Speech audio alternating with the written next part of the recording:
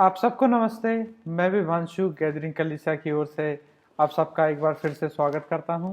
और आज हम लोग प्रेरितों के काम एक अध्याय उसका 12 पद से 26 पद तक अध्ययन करने जा रहे हैं। और ये जो वचन प्रचार ये पिछले रविवार को हुआ था उसका मैं हिंदी ट्रांसलेशन करने जा रहा हूं। और जैसा कि आप लोग जानते हैं कि इन दिनों में हम प्रेरितों के काम की पुस्तक को अध्ययन कर रहे हैं जिसका शीर्षक है सामर्थी परमेश्वर। और सप्ताह दर सप्ताह हम इस चीज को देख रहे हैं कि प्रेरितों के काम की पुस्तक को अगर हम देखें तो वहां पर बहुत बड़े बड़े काम चेलों के द्वारा किए गए, लेकिन फिर भी हम इस चीज को देख पाएंगे कि प्रेरितों के काम की पुस्तक इस चीज को दर्शाती है कि परमेश्वर जो असाधारण परमेश्वर है वो साधारण लोगों के द्वारा अपने असाधारण कामों को करता है। और इसी तरीके से हम लोग पूरे प्रेरितों के काम की पुस्तक में पुस्तक दर पुस्तक इस चीज को देखते हैं। और आज का जो प्रचार है उसका शीर्षक है राज्य के लिए, परमेश्वर के राज्य के लिए पहला कदम। और इन दिनों में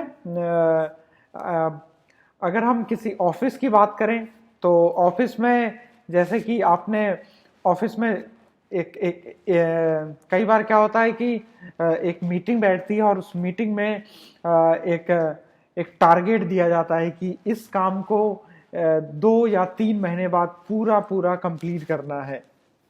और ये टारगेट इतना टाइट होता है कि इसको करना ही करना है कई बार। और तो जब ऐसे टारगेट, जब कंपनीज में इतने एकदम हार्ड और फास्ट टारगेट आते हैं, इतने ऐसे टारगेट आते हैं जिनको पूरा करना ही करना है, तो उन टारगेट को देखकर 2 तरीके के विचार लोगों के मन में आते हैं।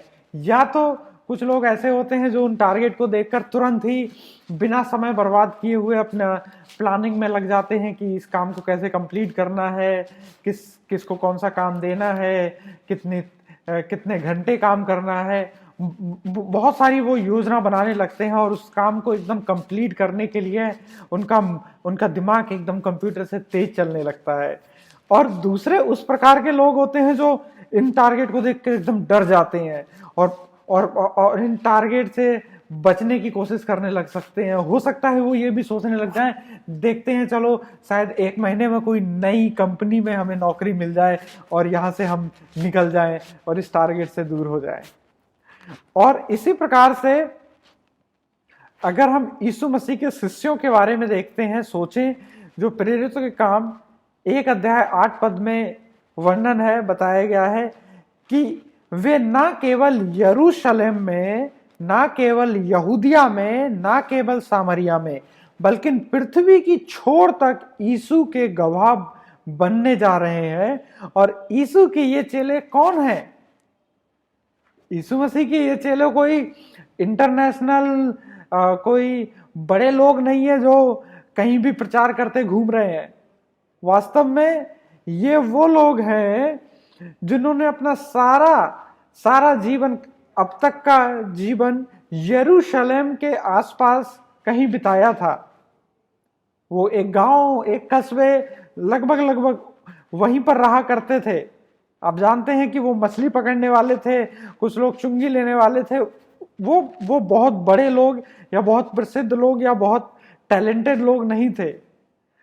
और परमेश्वर का वचन उन्हें पृथ्वी की छोर तक जाने के लिए बुला रहा है। आपके बारे में तो हम लोग नहीं जानते हैं, लेकिन अगर मैं यीशु मसीह के शिष्यों में होता तो मुझे बिल्कुल डर लग जाता है कि ये क्या होने जा रहा है। परंतु चेले वास्तव में अपने जीवन में इस महान बुलाहट के प्रति उनकी प्रतिक्रिया कैसी रही, और इस नए पूर्ण राज्य के लिए जो परमेश्वर राज्य दे रहा है, उस राज्य में आगे बढ़ने के लिए उनका पहला कदम क्या था। और इसी तरह यीशु मसीह के गवाह होने के लिए जो हमें भी बुलाया गया है, तो हमारा पहला कदम क्या होना चाहिए। इन सारी चीजों को हम इन वचनों पर देखने जा रहे हैं, जो कि प्रेरितों के काम इस एक अध्याय के 12 से 26 में वर्णित हैं।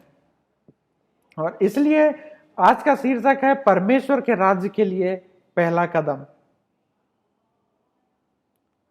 तो परमेश्वर के राज्य के लिए पहला कदम जो टॉपिक है, उसमें पहला बिंदु है कि परमेश्वर के अनुग्रह पर आश्रित होने के लिए जागरूक होना।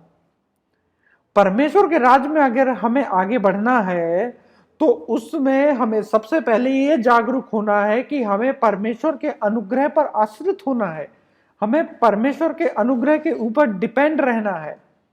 इसको हम प्रेरितों के काम 1 अध्याय 12 पद से 14 पद तक देख सकते हैं। जब वे जैतून नामक पहाड़ से जो यरूशलेम के निकट एक सप्त के दिन की दूरी पर है, यरूशलेम को लौटे, और जब वहां पहुंचे तो वे उस अटारी पर गए जहां पतरस, यूहन्ना, याकूब, अंद्रियास, फिलिप्पुस, थोमा, बरतुल्मै, मत्ती, हल्फई का पुत्र याकूब, शमौन, जेलोतेस और याकूब का पुत्र यहूदा रहते थे। वे सब कई स्त्रियों और मसीह की और यीशु की माता मरियम और उसके भाइयों के साथ एक चित होकर प्रार्थना में लगे रहे। क्या आपको यह दिलचस्प नहीं लगता है कि यीशु मसीह जब स्वर्ग पर उठाए जा रहे थे तो उनका जो पहला निर्देश था, उनकी जो पहली शिक्षा थी कि खुद को प्रार्थना के लिए समर्पित करो, खुद को प्रार्थना के लिए समर्पित करो। और जो शब्द समर्पित है, ये वाकई में एक बहुत महत्वपूर्ण शब्द है। इसका अर्थ है किसी चीज के प्रति ईमानदार होना, लगातार मेहनती होना, दृढ़ बने रहना। और वाकई में ये बहुत ही दिलचस्प चीज है, क्योंकि सुसमाचार में हमें शिष्यों में इस तरीके की गंभीर और तत्काल प्रार्थना में जो तत्काल प्रार्थना में लग जाने का उदाहरण नहीं मिलता है। हम मत्ती, मरकुस, लूका, यूहन्ना की पुस्तक अगर देखेंगे तो हमें नहीं दिखेगा कि चेले तुरंत बड़े ही गंभीर हो गए और वो प्रार्थना करने लगे। वो ज्यादातर समय वो डर जाया करते थे, घबरा जाया करते थे। लेकिन यहाँ पर हम सुसमाचार में प्रार्थना पूर्ण चीज को हम देखते हैं। हम यहाँ देख रहे हैं कि किस तरीके से प्रार्थना करने के लिए उनको बोला जा रहा है, और इस तरीके से और क्या चीजें बदलने जा रही हैं, हम उन चीजों को देखेंगे। तो पहली चीज, उन्हें एहसास हुआ कि परमेश्वर हमारी सुनता है। अगर आप पहला यूहन्ना 5 अध्याय 14 पद को पढ़ेंगे तो आपको मिलेगा, प्रेरित यूहन्ना लिखता है, और हमें उस पर यह भरोसा है कि यदि हम उसकी इच्छा के अनुसार कुछ मांगते हैं तो वह हमारी सुनता है। इस एक तथ्य का ज्ञान, यीशु अपने पापों के लिए क्षमा प्राप्त करने के लिए क्रूस पर मारे गए। हमारे सबके पापों की क्षमा को प्राप्त करने के लिए क्रूस पर मारे गए। सच्चाई यह है कि यीशु मरे हुओं में से जी उठे और परमेश्वर के सामने खड़े होकर, उपस्थित होकर, यीशु पिता परमेश्वर के राज्य में, स्वर्ग में चढ़कर हमारे लिए एक मध्यस्थ बने। यीशु मसीह ने अपना जीवन इस संसार में जिया, मारे गए, गाड़े गए और स्वर्ग पर वापिस चले गए और परमेश्वर के सामने हमारे लिए मध्यस्थ बन गए। इसका मतलब कि हमारी प्रार्थना अब सीधे परमेश्वर तक पहुंचती है यीशु मसीह के द्वारा। और चेले इस चीज को जान गए थे कि परमेश्वर वास्तव में उनकी प्रार्थनाओं को सुनता है, और उन्हें परमेश्वर के सामने अनुरोध करने में, प्रार्थना करने में, विनती करने का बहुत ही साहस हो गया, बहुत ही आत्मविश्वास हो गया जब यीशु मसीह स्वर्ग पर उठाए गए। और यीशु मसीह का निर्देश जब उनके पास आया, इसको एक उदाहरण से आप समझिए।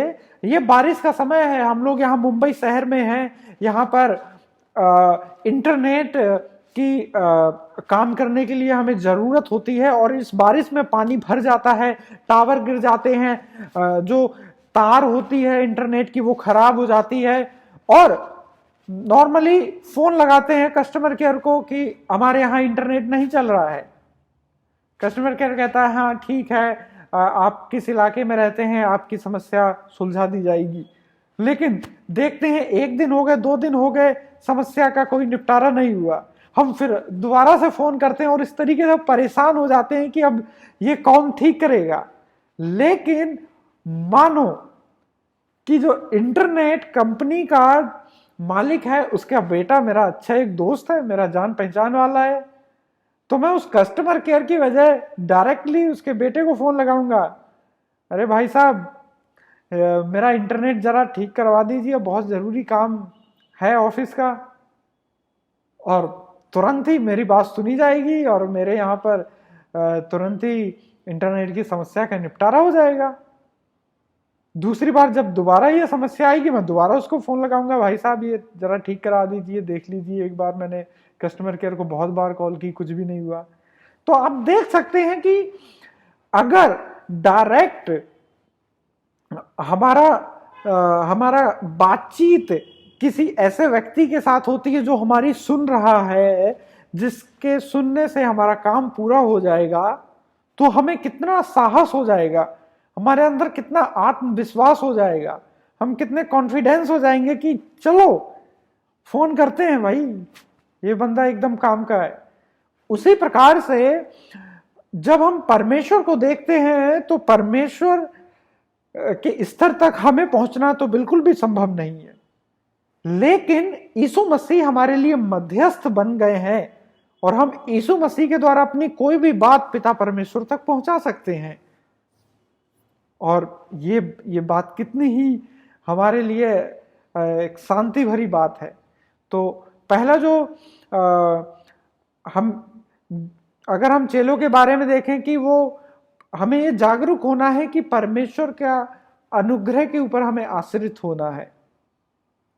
तो उसमें पहला था कि हमें चेलों को एहसास हुआ कि परमेश्वर उनकी चिंता है, और दूसरा चेलों को एहसास हुआ कि वो परमेश्वर की मदद के लिए बेकरार हैं, उनके अंदर एकदम प्यास है कि वो परमेश्वर की मदद को लेना चाहते हैं। और जब हम बाइबल में देखते हैं कि बाइबल में जो भी प्रार्थना जहां कहीं भी वर्णन हुआ है, वहां एक विनम्रता की बात आती है, नम्रता की बात आती है, और प्रार्थना करना एक बहुत ही नम्र काम है। हम अगर आप प्रार्थना नहीं करेंगे तो आप एक तरीके से अपने ऊपर एकदम कॉन्फिडेंस है, अपने ऊपर आत्मनिर्भर है, आप नम्र नहीं दिखाएंगे अपने आप को। और प्रार्थना इस चीज को दिखाता है कि जो परमेश्वर से कुछ कहते हैं, हमारा निवेदन, हम परमेश्वर से निवेदन करते हैं, हम परमेश्वर से किसी चीज के लिए तब तक निवेदन नहीं करते हैं जब तक कि हमें उसकी सख्त जरूरत नहीं होती है। मेरे प्रियो, यह समझना बहुत ही जरूरी है। हम ज्यादातर काम स्वयं से कर लेना चाहते हैं, लेकिन जब तक हमें किसी चीज की सख्त जरूरत नहीं होती, हम परमेश्वर के सामने निवेदन नहीं करते हैं, हम मांगते नहीं है परमेश्वर से। और इसी तरह हमें बनाया गया है। यीशु मसीह के जो चेले थे वो लाचार थे, वो कमजोर थे, वो असक्षम थे। इन सारी चीजों को उन्होंने स्वीकार किया, और जो परमेश्वर उन्हें बुला रहा है अपने राज्य के लिए, और परमेश्वर के राज्य में आने के लिए उन्हें प्रार्थना की जरूरत थी। उन्हें शायद परमेश्वर से प्रार्थना की जरूरत थी, क्योंकि वो पाप में फंसे हुए थे, उन्हें पाप से लड़ने में परमेश्वर की मदद चाहिए थी। परमेश्वर की कृपा के अलावा वो कुछ भी नहीं कर सकते थे अपने पाप अपनी अक्षमताओं से कभी भी ऊपर नहीं उभर सकते थे। शायद उन्होंने प्रार्थना की कि उन्हें और अधिक परमेश्वर को और अधिक जानने में उनको मदद मिले। शायद उन्होंने प्रार्थना की कि परमेश्वर हम पृथ्वी की छोर तक उसके गवाह कैसे बने, हमें नहीं पता। शायद उन्होंने प्रार्थना की कि परमेश्वर हमें विश्वास के कारण जो भी हमें सताव होगा, हमारा अपमान होगा, उसको सहन करने का, बर्दाश्त करने का हमारे अंदर सामर्थ, साहस देना। उन्होंने शायद इन सब चीजों के लिए प्रार्थना की, और ये सब चीजों के लिए उन्हें सख्त जरूरत थी परमेश्वर की। इन दोनों विनतियों में मेरे अपने दिल में, मैं अपने आप को कहीं ना इन सारी चीजों में दोषी एहसास करता हूं, क्योंकि मेरा व्यक्तिगत जीवन भी कई बार प्रार्थना रहित मेरे को दिखाई देता है। और शायद मैं इस चीज को भूल जाता हूं कि परमेश्वर मेरी प्रार्थना को सुनता है, या फिर मैं अपने ऊपर आत्मनिर्भर हो जाता हूं, अपनी क्षमताओं पर, अपनी बुद्धि पर ज्यादा भरोसा करने लगता हूं, और मैं प्रार्थनाओं को करना बंद कर देता हूं और महसूस करने लगता हूं कि हाँ, ये सारे काम तो मैं स्वयं से भी कर सकता हूं। और इस तरीके के वचन को जब हम पढ़ते हैं तो हमें एक प्रोत्साहन मिलता है कि हम इस संसार में हम इसलिए सिरजे गए हैं कि हम परमेश्वर के ऊपर निर्भर रहें। हम अपनी क्षमताओं, अपनी सामर्थ, अपनी बुद्धि के ऊपर नहीं, बल्कि परमेश्वर के ऊपर हम लोग निर्भर रहें। हर एक बातों के लिए हम अपनी मदद खुद से नहीं कर सकते, हमें परमेश्वर की मदद की सख्त जरूरत है अपने हर एक कामों में। और केवल हमें अनुग्रह के लिए परमेश्वर के ऊपर निर्भर रहने की जरूरत ही नहीं है, लेकिन हमें इसके साथ दूसरी चीज का जागरूक होना बहुत ही जरूरी है। वो दूसरा पॉइंट है कि पाप के विनाश के लिए हमें जागरूक होना है, कि पाप किस तरीके से हमारे जीवन में विनाश कर सकता है। अगर आप प्रेरितों के काम 1 अध्याय 16 पद से 19 पद तक पढ़ते हैं तो आपको इस चीज को देखने का, इस चीज का जिक्र आपको मिलेगा। हे भाइयों, अवश्य था कि पवित्र शास्त्र का वह लेख पूरा हो जो पवित्र आत्मा ने दाऊद के मुख से यहूदा के विषय में, जो यीशु के पकड़वाने वालों का अगुवा था, पहले से कहा था, क्योंकि वह तो हम में गिना गया, इस सेवकाई में भी सहभागी हुआ। उसने अधर्म की कमाई से एक खेत मोल लिया और सिर के बल गिर गया और उसका पेट फट गया और उसकी सब अतड़ियां बाहर निकल गईं। और इस बात को यरूशलेम के सब रहने वाले जान गए, यहां तक कि उस खेत का नाम उनकी भाषा में हकलदमा अर्थात लहू का खेत पड़ गया।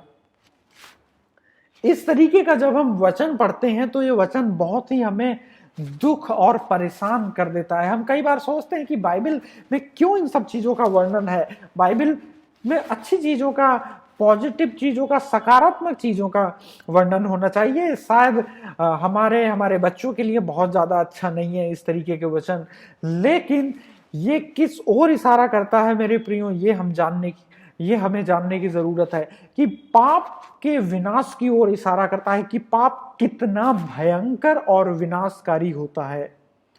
तो आइए हम यहूदा इस्करियोती के बारे में जानें। यहूदा इस्करियोती कोई ऐसा व्यक्ति नहीं था जो भीड़ में परमेश्वर के पीछे चल रहा था। वह ऐसा व्यक्ति था जो यीशु मसीह के द्वारा चुने गए 12 चेलों में से एक चेला था, और उसने यीशु मसीह के साथ करीब 3 साल बिताए थे, और वो यीशु मसीह की शिक्षाओं को सुनता था। यीशु मसीह के द्वारा उसने बहुत सारे चमत्कारों को भी किया, सेवकाई में उसने भागीदारी की, और लोगों को सुसमाचार सुनाने में, बीमारों को चंगा करने में, और यहाँ तक कि दुष्ट आत्माओं को बाहर निकालने में, और शिष्यों के बीच में बहुत ही अच्छा उसका पद था। और इतना अच्छा पद था कि उसको जो दान के पैसे मिला करते थे, उसकी थैली, उसका रख रखाव करने की भी उसको जिम्मेदारी मिली हुई थी। लेकिन इन सब के बावजूद दुखद बात यह थी कि वास्तव में यीशु मसीह से उसने कभी भी गहरा संबंध नहीं रखा। वह वास्तव में यीशु मसीह के साथ एक अच्छा संबंध बनाने में असफल रहा और उसका अंत बहुत ही भयंकर और विनाशकारी हुआ, हम लोग इस वचन में देखते हैं। और इसलिए इस तरीके के जो पद वास्तव में यीशु के साथ हमारे रिश्ते हमारे लिए बड़े ही महत्वपूर्ण है कि हमारा रिश्ता यीशु मसीह के साथ कैसा है। हमें ये जानने में बहुत ही प्रेरित करते हैं। आइए केवल एक हम इस चीज को जानें कि हम अपनी विश्वास की शुरुआत को एक बार याद करें कि जब हमने यीशु मसीह में सबसे पहले विश्वास किया था तो उस समय हमने निश्चित तौर पर अपने आप को पापी स्वीकार किया था और अपने पापों को अंगीकार किया था और यीशु मसीह को अपने आप को हमने समर्पण किया था। या हो सकता है कि हम किसी एक यूथ कैंप में गए और हमें यीशु मसीह के बारे में मिला और ये बहुत ही एक इमोशनल टाइम हमारे लिए रहा जब हमने यीशु मसीह को अपना उद्धारकर्ता स्वीकार किया। इसी तरह हम यहूदा को भी देखते हैं कि वो भी यीशु मसीह के साथ रहा, सारी चीजें देखा। लेकिन वास्तव में सवाल ये है कि क्या आज भी हम उस पश्चाताप को याद करते हैं कि आज भी हम मन फिराव में आगे बढ़ते हैं। ये हमारे लिए बहुत ही महत्वपूर्ण है। हमें ये सवाल अपने आप से पूछना चाहिए कि हाँ, मैं यीशु मसीह पर विश्वास करता हूं, मैं दूसरों से कहता हूं कि मैं यीशु मसीह के पीछे चल रहा हूं, लेकिन क्या मैं जो सुसमाचार, जो आत्मा के फल हैं, वो मेरे अंदर से दिख रहे हैं? क्या मैं वास्तव में प्रभु से प्रेम रखता हूं, प्रभु के लोगों से प्रेम रखता हूं? क्या वास्तव में मैं प्रेम पूर्वक परमेश्वर की आज्ञाकारिता में आगे बढ़ रहा हूं, आज्ञाकारिता के प्रति मैं जागरूक हूं? अब इसका मतलब यह नहीं है कि एक विश्वासी होने के नाते हम पापों से संघर्ष नहीं करते। हम वाकई में पापों से संघर्ष करते हैं। लेकिन जब हम मसीह में आगे बढ़ते हैं तो हमारे अंदर जो आत्मा के फल हैं, सुसमाचार के फल हैं, वो दिखाई देते हैं। हम बहुत ही प्रेम पूर्वक परमेश्वर की आज्ञाओं में आगे बढ़ने लगते हैं। हम परमेश्वर से प्रेम रखते हैं, हम परमेश्वर के लोगों से हम प्रेम रखते हैं। और ये वाकई में इस चीज को दर्शाता है, हमारे अंदर इच्छा होती है कि हम उसकी सेवा में आगे बढ़ें। ये दर्शाता है इस चीज को कि हमारे अंदर परमेश्वर का विश्वास बढ़ रहा है, हम परमेश्वर के साथ एक रिश्ते में आगे बढ़ रहे हैं।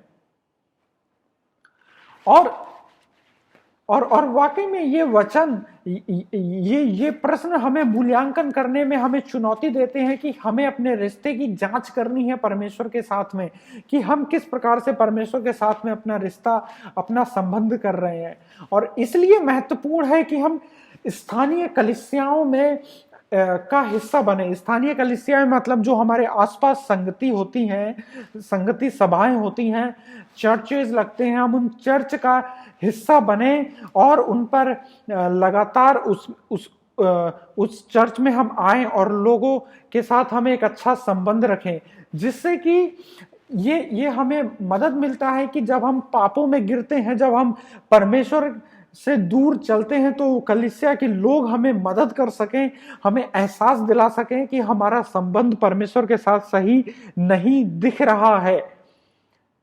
क्योंकि लोग हमारे दिल को तो नहीं झांक सकते, लेकिन हमारे चाल चलन, हमारे स्वभाव, हमारे बोलचाल, हमारी बातचीत, हमारे बातों को सुनकर वो कहीं ना कहीं ये अंदाजा लगा सकते हैं कि हमारा संबंध परमेश्वर के साथ में सही नहीं है। और वो हमें मदद कर सकते हैं और हमारे लिए प्रार्थना कर सकते हैं, हमें जिता सकते हैं, हमें सलाह दे सकते हैं और हमें पश्चाताप करने में, मन फिराने में मदद कर सकते हैं। और इसलिए स्थानीय कलीसियाओं में हमें भागीदारी करना बहुत ही महत्वपूर्ण होता है कि वो हमें मदद करें, हमारे आत्मिक जीवन में आगे बढ़ने के लिए हमें मदद करें, हमारे पापी स्वभाव को देखने और उससे ऊपर उभरने के लिए।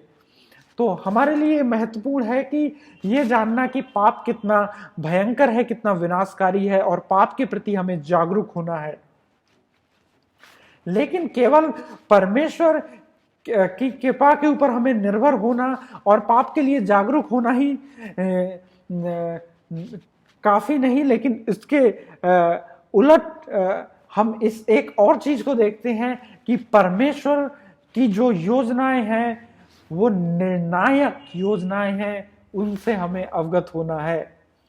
अगर आप प्रेरितों के काम 1 अध्याय उसका 20 पद से 26 पद तक पढ़ेंगे तो आपको यह दिखाई देगा, क्योंकि भजन संहिता में लिखा है उसका घर उजड़ जाए और उसमें कोई ना बसे, उसका पद कोई दूसरा ले ले।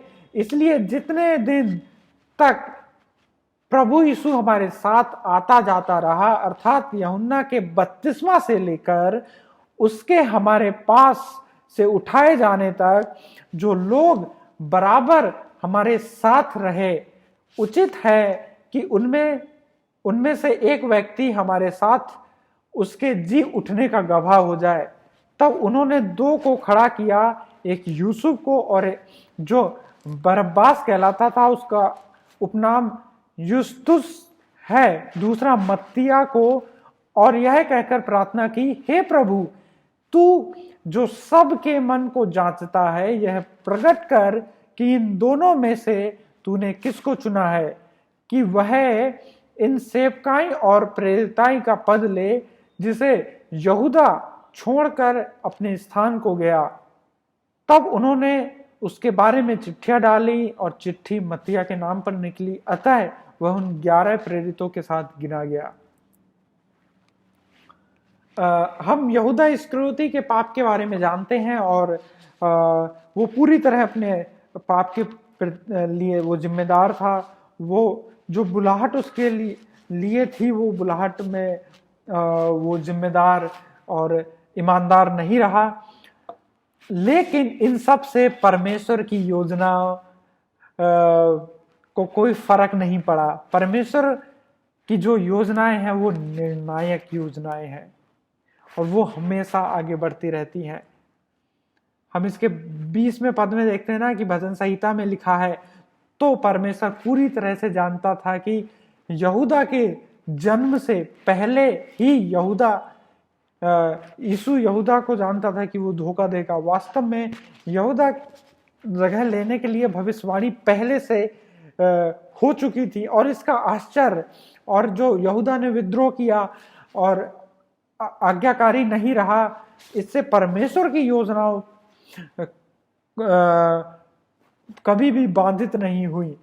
और परमेश्वर जब भी हमारे विद्रोह को, परमेश्वर जब भी हमारी अनाज्ञाकारिता को देखता है, तो परमेश्वर को बिल्कुल भी हैरानी नहीं होती है। और परमेश्वर किसी से सलाह नहीं मांगता कि अरे ये व्यक्ति को तो मैंने चुना था अपनी सेवा के लिए, अपनी महिमा के लिए, अपनी गवाही के लिए, लेकिन ये व्यक्ति तो अपने रास्ते चला गया, ये मेरी नहीं सुन रहा है, मैं क्या करूं, मेरा योजना तो खत्म हो गई। ऐसा नहीं है। परमेश्वर की जो छुटकारे की योजना है वो लगातार आगे बढ़ती रहती है। फर्क नहीं पड़ता है कि हम उसकी योजना में आगे बढ़ रहे हैं या नहीं बढ़ रहे हैं। और इसलिए जैसा कि हम इस वचन में देखते हैं कि 2 नामों की चिट्ठियां डाली गई, यूसुफ और मत्तिया के नाम की, और प्रार्थना की गई कि परमेश्वर प्रार्थना की कि परमेश्वर तू तो सबके मनों को जानता है। और मत्तिया के नाम पर वो चिट्ठी निकली और इस प्रकार से जैसा वो प्रार्थना करते थे, प्रभु आप जानते हैं कि आप सभी के दिलों को जानते हैं, परमेश्वर आप हमें दिखाएं कि आपने सेवकाई को किसको चुना है। और मत्तिया का नाम वहां पर चुना जाता है। और ये हमारे लिए एक बड़ा प्रोत्साहन का काम है कि हम पाप के साथ कुछ संघर्ष कर रहे हैं जिन पर हम विजय नहीं पा रहे हैं। हम मान लेते हैं कि हम अब पाप के दास हो गए हैं, लेकिन ये हमें याद दिलाता है कि परमेश्वर हमारे साथ है और वह हमारे संघर्षों से आश्चर्यचकित नहीं होता है। परमेश्वर हमारे संघर्षों में भी हमारे साथ है। जब हम पापों में गिरते हैं, परमेश्वर कभी भी आश्चर्य नहीं करता है कि ये तो पाप में गिर गया, इसको तो मैंने चुना था, इसको तो मैंने कितना कुछ सिखाया, लेकिन उस समय भी परमेश्वर हमारे साथ है और हमें उभारने के लिए वो सामर्थी है। वह हमसे नाराज नहीं होता है, उसकी योजनाएं असफल नहीं होती हैं, उसकी योजनाएं गड़बड़ नहीं होती हैं। वो हमें छुटकारा दिलाने की योजना में लगातार आगे बढ़ता रहता है। परमेश्वर ने जो काम हमारे जीवन में शुरू किया है उसको वो पूरा करने के लिए सामर्थी है। और इतना ही नहीं, ये जो दुनिया जो पापों में डूबती जा रही है और ये दुनिया जो टूट रही है, बिखर रही है, अगर हम यहाँ देखते हैं, इन सब चीजों को देखकर अगर हम अखबारों को उठा लें, जगह जगह युद्ध हो रहे हैं, कितनी गड़बड़ियां हो रही हैं, सरकारें कितने गलत तरीके से काम कर रही हैं और लगातार मनुष्य पतन की ओर आगे बढ़ रहा है, ये सब चीजें परमेश्वर को कभी भी आश्चर्यचकित नहीं करती हैं। हम देखते हैं कि परमेश्वर का कार्य किस तरीके से बाधित हो, कई कई जगह परमेश्वर के कार्य को लोग बाधित कर रहे हैं, सता रहे हैं और परमेश्वर के राज्य को आगे बढ़ने से रोक रहे हैं। लेकिन परमेश्वर का कार्य कभी भी रुकने वाला कार्य नहीं है। परमेश्वर गूंगा नहीं है, परमेश्वर हैरान होने वाला परमेश्वर नहीं है। वो परमेश्वर निर्णायक परमेश्वर है, जिसकी उसने योजना बनाई है उसको वो पूरा करने के लिए सामर्थी परमेश्वर है। तो इस समय कलीसिया हम आपको ये याद दिलाना चाहते हैं कि हम परमेश्वर के गवाह होने के लिए बुलाए गए हैं और वह मालिक की तरह हमें नहीं बुला रहा है कि तुम आओ और मेरा प्रचार करो, लेकिन वो ये चाहता है कि हमारे अंदर वो इच्छा हो, वो इरादा हो, हम परमेश्वर के अनुग्रह के ऊपर निर्भर रहें और जागरूक हों और छोटे छोटे कदम बढ़ाकर हम उसके राज्य की ओर आगे बढ़ें। हम जानें कि पाप कितना विनाशक है हमारे जीवन के लिए, हमारे प्रिय लोगों के लिए वो कितना विनाशक है और उस पाप से के प्रति कैसे हमें सजग रहना है, कैसे हमें तैयार रहना है, कैसे हमें उस पाप से संभल कर रहना है।